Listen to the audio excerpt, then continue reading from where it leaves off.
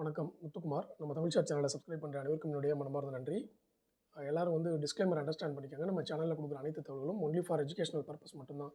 இதில் எதுவுமே வந்து ரெக்கமெண்டேஷன்ஸோ டிப்ஸோ கிடையாது. சரி, இன்றைக்கி வந்து மார்க்கெட் வந்து ஒரு ரெக்கவரி பாயிண்ட் வந்து கொடுத்துருக்காங்க. அதுக்கான காரணம் என்ன, இது தொடருமா அப்படின்றத வந்து நம்ம தெரிஞ்சுக்கணும்.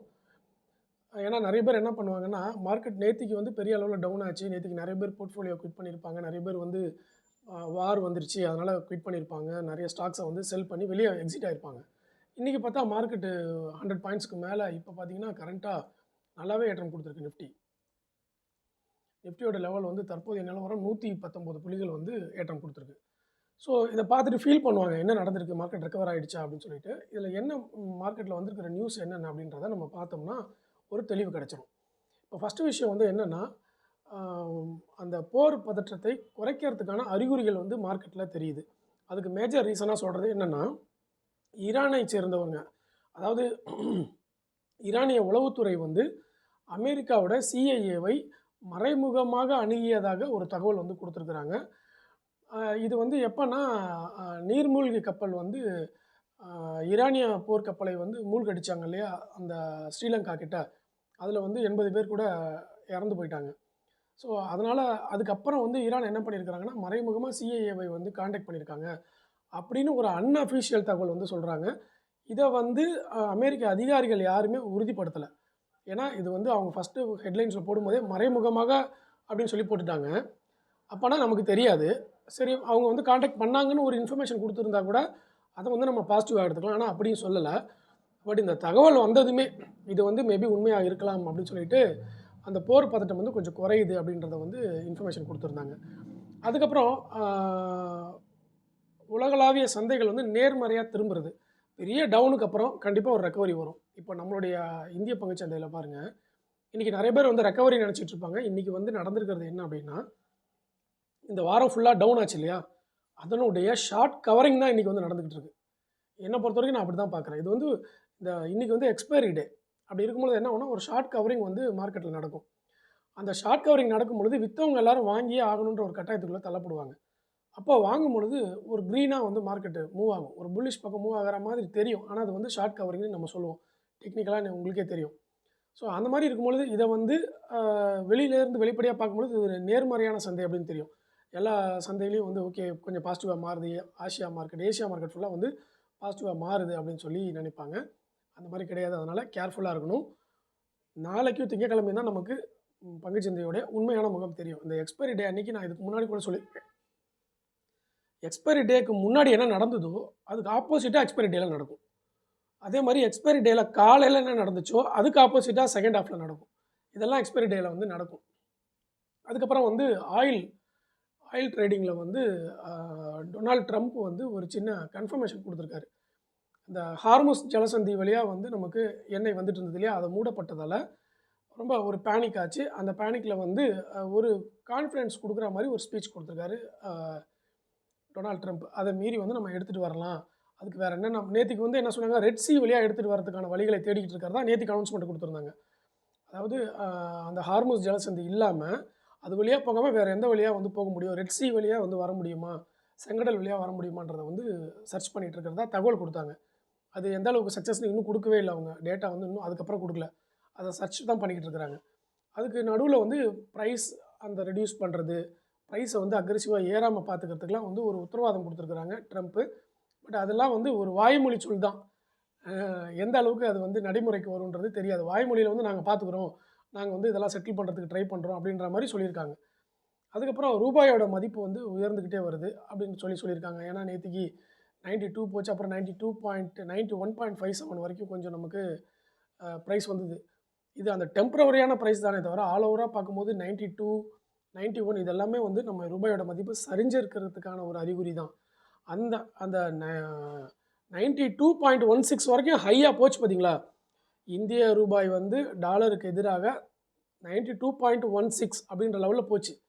இப்போ 91.57 லெவலுக்கு நேற்றுக்கு க்ளோசிங் ப்ரைஸில் வந்ததுக்கப்புறம் அதை வந்து ஒரு பெஸ்ட் ப்ரைஸாக வந்து சொல்கிறாங்க. ஏன்னா கம்பேரிசன் பண்ணுறாங்க.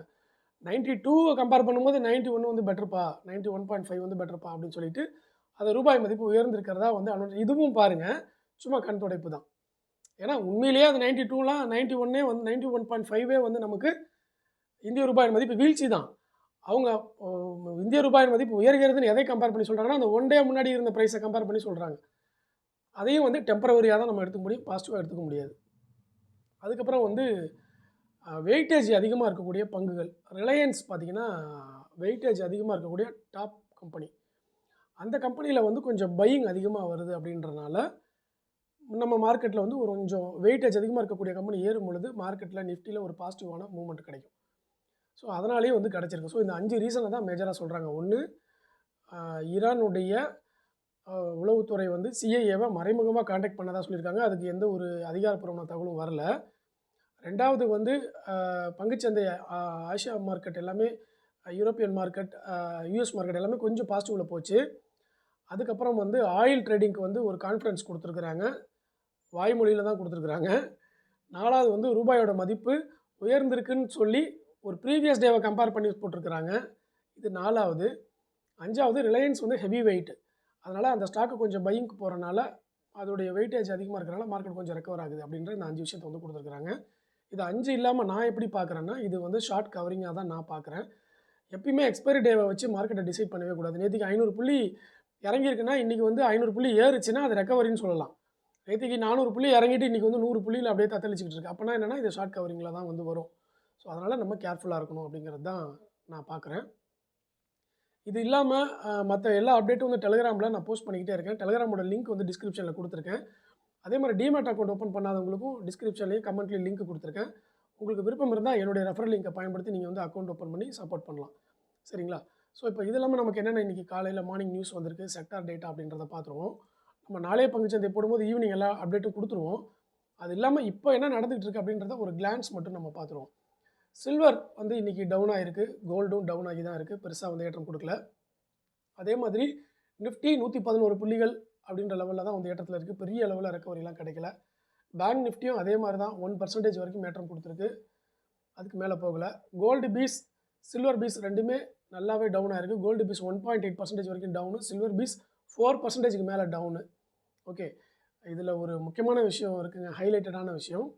அது வந்து நான் அடுத்த வீடியோவில் சொல்கிறேன். கோல்டுக்கானது தொடர்ந்து வாட்ச் பண்ணுங்கள்.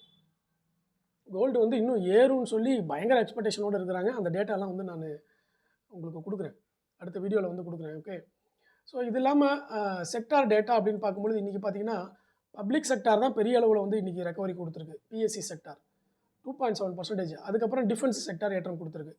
இது ரெண்டுமே பாருங்கள், அன்சர்டனிட்டி அதிகப்படுத்துறதுக்கான ஒரு ரீசன் தான் இது ரெண்டுமே. டிஃபென்ஸ் ஏறுதுனாலே அப்போது இன்னும் போர் பதட்டம் குறையலன்றதை நம்ம புரிஞ்சுக்கலாம். அப்போது இன்றைக்கி ஏறி இருக்கக்கூடிய ஏற்றம் வந்து டெம்பரவரி தான்றதை நம்ம அண்டர்ஸ்டாண்ட் பண்ணிக்கலாம். மெட்டல் செக்டார் 2% ஏறி இருக்குது. அதுக்கப்புறம் எனர்ஜி செக்டார் 1.6% ஏறி இருக்குது. IT sector, FMCG, PSU bank இதெல்லாம் வந்து ஏறவில்லை. ஓகே, இது இல்லாமல் வந்து ஸ்டாக்ஸில் வந்து சில அந்த பவர் செக்டார் ஸ்டாக்ஸ்லாம் இருக்குல்ல, ஆர்இசி, பிஎஃப்சி, இந்த மாதிரி பங்குகள்லாம் கொஞ்சம் ரேட்டிங், பையிங் ரேட்டிங் அதிகமாக வந்துக்கிட்டே இருக்குது. நேற்றுக்கு ஒரு நண்பர் கேட்டிருந்தார் பையிங் ரேட்டிங்னா என்னன்னு சொல்லிட்டு. இந்த நேற்றுக்கு போன வாரத்துலேருந்து பார்த்தீங்கன்னா நிஃப்டியோடைய லெவல் வந்து 24,586 இப்போ ட்ரேட் ஆகிட்டுருக்கு. ஆனால் இதுவே ஒரு வாரத்துக்கு முன்னாடி பார்த்தீங்கன்னா 25,850 இருந்தது நிஃப்டி. கிட்டத்தட்ட 1,300 புள்ளிகள் 1 வீக்கில் வந்து நமக்கு ஒரு 10 டேஸ்க்குள்ளே இறங்கியிருக்கு. அதனால் அந்த 1,300 புள்ளிகள் இறங்கியிருக்கிறனாலவும் நிஃப்டி வந்து துல்லியமாக இந்த மாதம் சப்போர்ட்டை டச் பண்ணிடுச்சு. நேற்றுக்கு சப்போர்ட்டை டச் பண்ணிவிட்டு அந்த இடத்துல ஒரு பையிங் கண்டிப்பாக வரும். அது இன்ஸ்டியூஷனே வந்து சில நேரங்களில் இனிஷியேட் பண்ணுவாங்க. அப்போ என்ன பண்ணுவாங்கன்னா, இந்த லோயர் ப்ரைஸில் இருக்கக்கூடிய பங்குகளெல்லாம் வந்து இதெல்லாம் வந்து டார்கெட் இன்க்ரீஸ் பண்ணுறோன்னு சொல்லி பையிங் ரேட்டிங் கொடுப்பாங்க. பையிங் ரேட்டிங்னா பை பண்ணலான்னு அவங்க வந்து சொல்லுவாங்க, அட்வைசரி கம்பெனிஸ். ஸோ அந்த மாதிரி நேற்றுக்கு வந்து நிறைய கம்பெனிகள் நேற்றுக்கும் இன்றைக்கும் வந்து பையிங் ரேட்டிங்கை குவிச்சுக்கிட்டு வர்றாங்க. ஏகப்பட்ட கம்பெனிகள் இன்றைக்கி பையிங் ரேட்டிங். நீங்கள் வந்து எக்கனாமிக் டைம்ஸோ அல்லது மணி கண்ட்ரோலோ அல்லது வந்து உங்களுடைய ட்ரேடிங் ஆப்லேயே போய் பார்த்தீங்கன்னா, மோத்திலால் ஓஸ்வால், ஜேபி மார்கன்லாம் ஏகப்பட்ட கம்பெனி இன்றைக்கி பையிங் ரேட்டிங் கொடுத்துருக்காங்க. ஓகேவா? அதெல்லாம் நான் சொல்ல வேண்டாம்னு பார்க்குறேன். ஏன்னா அது ஒரு டிப்ஸு, அவங்க கொடுத்த டிப்ஸ் அது. அதை வந்து நம்ம இங்கே ஷேர் பண்ண வேண்டாம். பட் பையிங் ரேட்டிங் நிறைய கொடுத்துருக்காங்கன்றதை மட்டும் நான் சொல்கிறேன். நீங்கள் போய் செக் பண்ணி பார்த்துக்குங்க. வேணால் அதை வந்து நான் டெலிகிராம்லேயும் போஸ்ட் பண்ணுறேன், எந்தெந்த கம்பெனிக்கெலாம் பையிங் ரேட்டிங் கொடுத்துருக்காங்க அப்படின்றத. அதை பார்க்கும்பொழுது உங்களுக்கு ஒரு ஐடியா கிடைக்கும். ஓகே, ஸோ அதை தான் வந்து பையிங் ரேட்டிங் நம்ம சொல்கிறோம். அவங்க வந்து பை பண்ணுங்கன்னு ஒரு கால்ஸ் கொடுப்பாங்க. அத நம்பிலாம் நம்ம போகக்கூடாதுங்க. வெயிட் பண்ணணும். ஓகேவா? ஏன்னா பையிங் ரேட்டிங் குடுக்குற அதே லெவல்ல மார்க்கெட் கரெக்ஷனும் நடக்கும்னு இன்னொரு பக்கமும் குடுத்துட்டு இருக்காங்க. அதனால நம்ம வந்து வெயிட் பண்ணி நம்மளுடைய அண்டர்ஸ்டாண்டிங்க்கு வந்ததுக்கப்புறம், ஓகே இந்த அளவுல மார்க்கெட் வந்து இன்னும் இறங்கலாம், ஏறலாம்னு ஒரு அண்டர்ஸ்டாண்டிங் வந்ததுக்கப்புறம் தான் நீங்க பணத்த உள்ள போடணும். அதுவரைக்கும் வெயிட் பண்ணணும். பொறுமையா தான் இருக்கணும். இந்த சிச்சுவேஷன்ல நம்ம ரொம்ப பெரிய அமௌண்ட்லாம் போட வேண்டாம். ஓகேவா? ஸோ இன்னும் இந்த மாரி சிச்சுவேஷன்ல நம்ம என்னென்னலாம் பண்ணணும் அப்படிங்கிறதையும், பேனிக் கிரியேட் ஆகுது இல்லையா? அதுக்கு வந்து நம்ம எப்படி அத ஹேண்டில் பண்றது அப்படிங்கிறதையும் அடுத்த வீடியோல நான் தெளிவா பதிவு பண்றேன். கோல்டு, அதுக்கப்புறம் இந்த பேனிக் ஹேண்ட்லிங் எப்படி பண்ணணும்? மார்க்கெட்ல என்ன ஒரு நம்பிக்கை தன்மை என்ன இருக்கு? அப்படிங்கிறதையும் வந்து நம்ம அடுத்த வீடியோல பார்ப்போம். அத பார்த்தா நம்ம கொஞ்சம் பயப்படாம இருக்கலாம். அதுக்காக. ஓகேவா? அது 2த்தையும் அடுத்த வீடியோல நான் பதிவு பண்றேன். ஸோ இந்த வீடியோல வந்து இன்னைக்கு மார்க்கெட் ரெக்கவர் ஆகுறதுக்கான ஒரு 5 ரீசன் என்னென்ன அப்படின்றத பார்த்தோம். இது ரெக்கவரி கிடையாது. இது ஒரு ஷார்ட் கவரிங் தான் அப்படிங்கிறதையும் வந்து என்னுடைய ஒப்பீனியன நான் பதிவு பண்ணியிருக்கேன்.